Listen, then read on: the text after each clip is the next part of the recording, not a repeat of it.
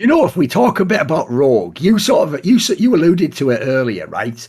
This is where if you're Rogue, you can just never win. Like, my joke is you really do just have to win LEC. It's the only way anyone's ever actually going to, like, open their heart again and allow you in. Because you have to realise you've broken everyone's hearts like 4 splits in a row. So, like, the problem is no one can trust you, Rogue, because you've given them trust issues, you fuck. You've constantly drawn them in. And they're like, no, baby, it's all right. It'll be different this time. Look, I'm with you.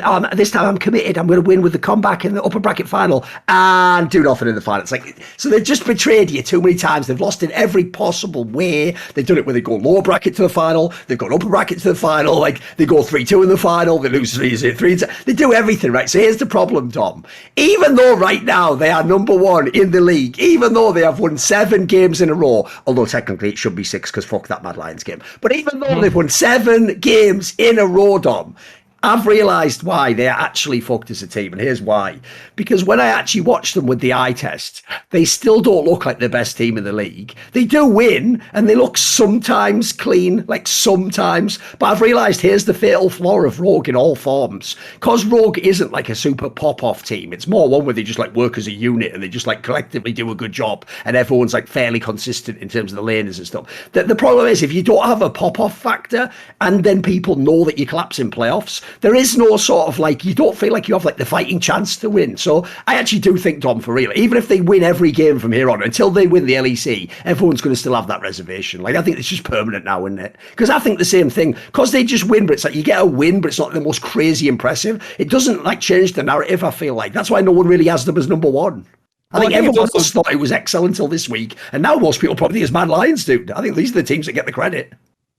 Yeah, I mean, I think it's just also the teams that they beat, right? Because if you look at like what people perceived as the top 4 teams coming into the split, outside of them, so if you remove Rogue, the other 4 teams that people were pretty high on, it was G2, Fnatic, Mad Lions, and Excel. Yes. They lost to G2 and Fnatic in the first week, and then the Excel and the Mad Lion games were both throws that they caught. That was suspicious, yeah, sure. They were both just the enemy team throwing. Like Mad played the Mad one was really minutes, egregious, yeah. Yeah. They played the first 26 minutes better, and then they played minutes 27 and 28 worse and lost the whole game.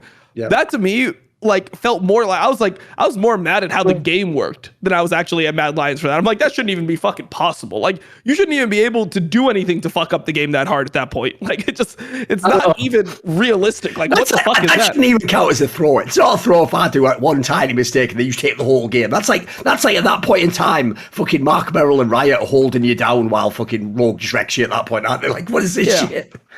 Yeah, and then the XL game was, I mean, I wouldn't say it's XL's worst game because they had some pretty bad games against SK and Astralis, but it was definitely the game where I was like the most confused afterwards because they were in such a winning position. I know. They just ended up like, I don't know, just making bad decision after bad decision. By the way, as a random aside, that is the one thing in League I'll never really get used to, especially because it changes as the meta changes, is the fact that in League, like wins and losses within the context of like being ahead in the game, they're not linear and they're not like equal. Whereas like, like Counter-Strike, when I watch it, it's not like I can be up 9-1 in you on rounds, but then there's a special round comes where if you win that one round, you just win 10 rounds. 10 points. You know what I mean? Like imagine that in CSGO if you're a fan. It would make the whole game madness. That is what League of Legends is. You really can have games where you play like 20 minutes, like you say. You're like consistently making good choices. Maybe you're even winning all like fights early with the death timers being fuck all. But then everyone knows there's those moments in the game where you lose like one key team fight or like Dragon Soul, and the whole fucking game's over, and you're like, what are we even doing in this game? Why have we got like a roulette component to it? What the fuck? Yeah, it's pretty fucked up. It is. It actually is, though, because you remember, here's the problem I've learned, Dom, in esports. It's actually not the fault of all the people watching. Like, the way we perceive things, we just sort of do it, and then we afterwards consciously think we can't, like, make ourselves perceive differently. So in the same way, right, that best of one wrecks everyone, including us. Even if me and you say, well, of course, best of one's anything can happen. At the same time, if you see a best of one and they look crazy bad, you do overreact. You go, oh, shit, no, they can't possibly win anything. So in the same sense, right, the real problem we have in these game settings like that is it's really hard actually to process that the game's unfair like that. So we actually do treat teams like they fucked up, like you're supposed to just play perfectly all the time. Like you're definitely not. Like I even think, by the way, what you were saying earlier about like how the parity in the league, but not in a good way. It's not like everyone's playing great in this parity. I even think some of that's surely got to do with like the draft phase we're in now, dude, because it looks like there is so much complexity to what you could do with the draft and a way you can fuck up your own draft. Like it's getting really, it reminds me of that period. Do you remember like a couple of years ago where it was like, this is why teams like G2 were actually really good with the super team. You couldn't even tell from the first couple of picks where they were going. Like they could just completely like reverse order in the draft and you like fuck your whole comp. Like everything was a flex pick. It feels like that now. Like the joke is now we're in like LS's fucking wonderland where it's like the Gathering world of like trying to do all those crazy like back and forth drafts. Like I hate that as a fan, so I can't imagine what the coaches are like. It sounds like they're in a nightmare, mate. Yeah, it's definitely hard, and it feels like there's very little room for experimentation, because if you do like experiment and you lose, it's not like, oh well, we just lost one game, like we tried something, it didn't work out, you know, we just go next game, we ban whatever the fucking champion is, because there's always a catalyst to why teams draft the same way it is. It like you can normally look at it, it's like, oh, so what was the main decision? It's like they decided to not ban Zeri, or they clicked, or they like decided to leave Lissandra open versus Nuke Duck. There's always one thing that you can boil down to everything else, where you can take everything else, you can funnel it into, oh, this one decision changed the landscape of the entire game. And you see it all the time when you watch like regions that have best of threes. They'll leave something open one game, you know, they'll give the guy his best champion. It's like, oh, well, we have a counter pick for it. It won't work, and they'll be like, all right, fuck it, let's not even do it. In LEC, it feels like it kind of makes, it's weird because it feels like it makes you play more one-dimensional, but then teams try more things, which is like, it's strange to me, because if it is like that, unless you have an absolute top ranking, I feel like you should just be trying to just stockpile as many fucking wins as possible and get that winner bracket. As long as you're top 4, you're fine. You at least start in the winners bracket. But like, if you're in the 5th, 6th spot, if you're like G2 right now, I feel like you really just have to like dumb things down. Like just have a general formula for how you want to draft, what you think is strong, have your OP picks, pick them early, just comp around it with pretty neutral things.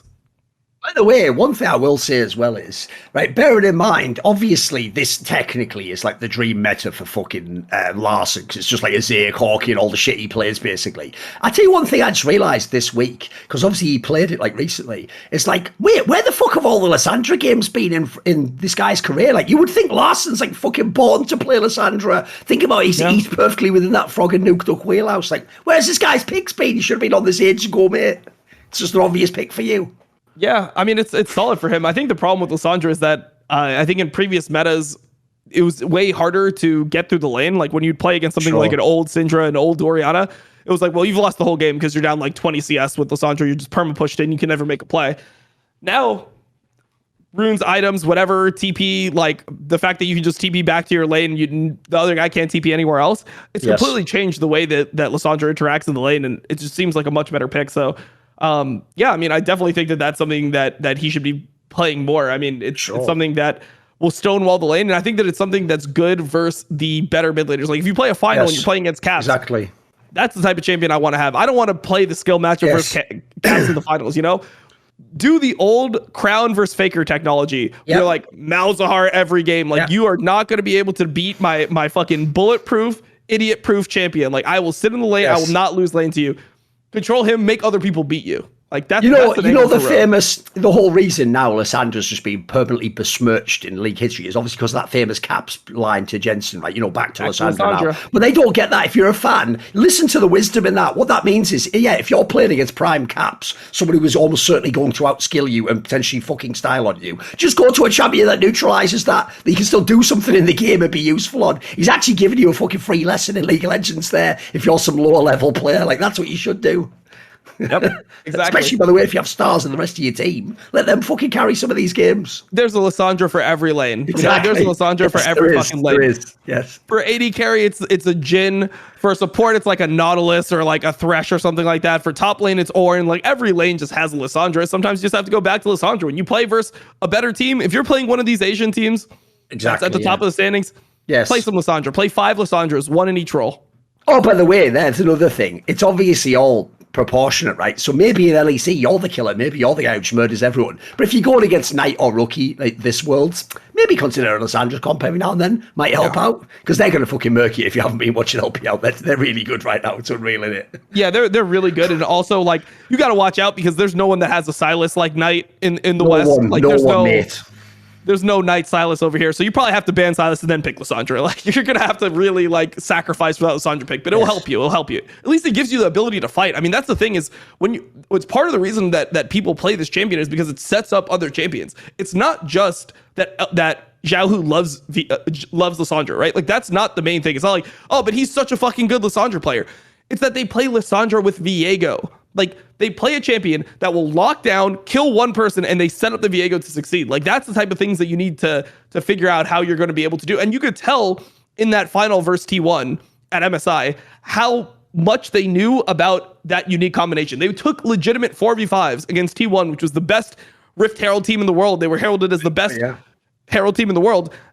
And they would just take a 4v5 knowing, like, okay, sure, it's a 4v5, but if we play our Lissandra Viego like this, it's a winning fight. You know, we just got to make sure that we get that one shot, get the reset for Viego, he'll snowball through the fight, kill everyone. So, yeah, back to Lissandra. That's the name of that segment. Want to see more cool, funny, interesting clips based on topics from my content? Well, subscribe to this channel then, or, you know, be a pleb and don't.